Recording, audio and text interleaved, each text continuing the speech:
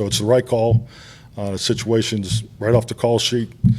And so that part's right. The part that we got to talk about, as a staff, and, had a chance to visit with Dak about it, and just, briefly speaking with officiating last night, is the mechanics. Our mechanics matching their mechanics, and, I'm not going to get into their mechanics, but, as far as the draw play, the execution, the only thing that we talked about, Dak and I, was, put a yard limit on it. Cut it to 10 yards. I mean, that's probably going to be the change, the adjustment that we make.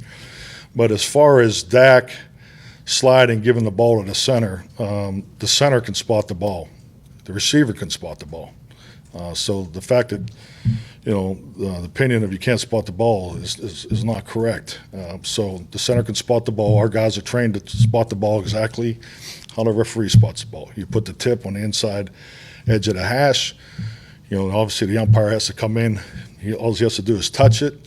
We're in a 3-2-1 situation. You snap the ball. So obviously that didn't happen right there at that point. So, but as far as the training of Dak getting the ball to Tyler getting it down on the hash mark, that part was intact.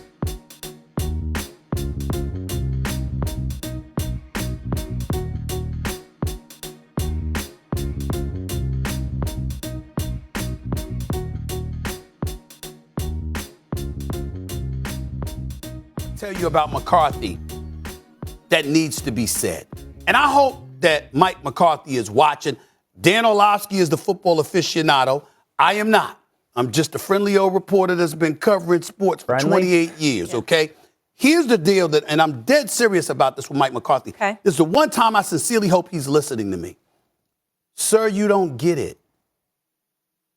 Yeah, y'all led the league in penalties with 127, and then you finished over 1,100 yards in penalties this year. And yeah, you finished with 141 penalties. And you got to clean that up and what have you. You know what conclusion I came to, Dan Orlovsky? Mike McCarthy still hasn't figured out why he was fired from Green Bay. It's not because of your knowledge of X's and O's. It's because, sir, with all due respect, you have a problem leading men. You have a problem getting the pulse of your team and really getting in them and getting them motivated and hyped about performing, not just their jobs, not just for themselves, but for you. That's the difference. We got too many coaches out here that think because they can go to film or because they can go to the board like Dan Orlovsky and dissect and break down plays, that makes you qualified to be a coach. There's a lot of people in football that know football. The difference is, are you a leader of men? Can you galvanize them in such a way that forces them to maximize whatever ability and potential they have? For numerous years in Mike McCarthy's career, even though he's a Super Bowl champion from a decade ago, in numerous years, you have come up short. You did go to 4 other NFC championship games. We know you know football. I have no questions about Mike McCarthy's football knowledge. My problem is I don't think he has the pulse of his players. He probably meant it. Yeah, he said what he said. And guess what? That ain't no crime. Ain't nothing wrong with feeling disgusted with the referees and the job they did.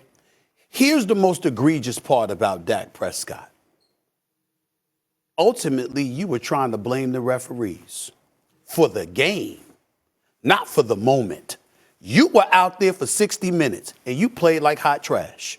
That's the reality. One play, think about this. What Dak was in a position to do was try to go, and not necessarily a Hail Mary, because it wasn't like he was 60 or 70 yards downfield. But basically what you tried to use a couple of seconds that you thought should have been available to you to try to pull off a miracle and use that to blame officials for what you were on the field 60 minutes doing, or 59 minutes and 40 seconds. That was you, Dak Prescott, Yeah. the quarterback for the Dallas Cowboys, who, by the way, I don't understand how you have less followers than me, but that's a different subject for Man, another oh day. my Man, God. no. Yeah, You sit the- down somewhere You're the with quarterback for the Dallas Cowboys. I mean, damn, I thought he would have Okay, more time than out. that. I need to say something Go ahead. in defense of Dak Prescott and play devil's advocate here. Guys, this was potentially their best chance to win a Super Bowl, right? They were talented on both sides of the ball. Everyone thought this is their year. He went through injuries. He's heartbroken. He loses a game in embarrassing fashion. They have 14 penalties. Then someone comes up to him and says, "Did you see the fans throwing debris?" He was in the heat of the moment. We get that, Molly, and that's why I said. We get it, but How are we going to act like this is egregious when other things that athletes have done? Then he comes up, shows his face, and Yeah. says, "I apologize." No. We're all Well, human wait a and we minute, make mistakes, wait a minute. especially when we're upset. you have an obligation when you make a point to listen to a retort. Okay, And well, where- I wasn't done making it. Here's where I'm coming at you with. Molly, we're not saying that, oh my goodness, it's egregious and not to forgive him for it. What we're saying is you tried to point the finger at officials for what you didn't do in the end. He was asked a question. He was salty about it. Wait a minute. But you salty about it and you were looking to point the finger at Molly, someone yes. other than yourself. Yes. You did not play good. You came up short.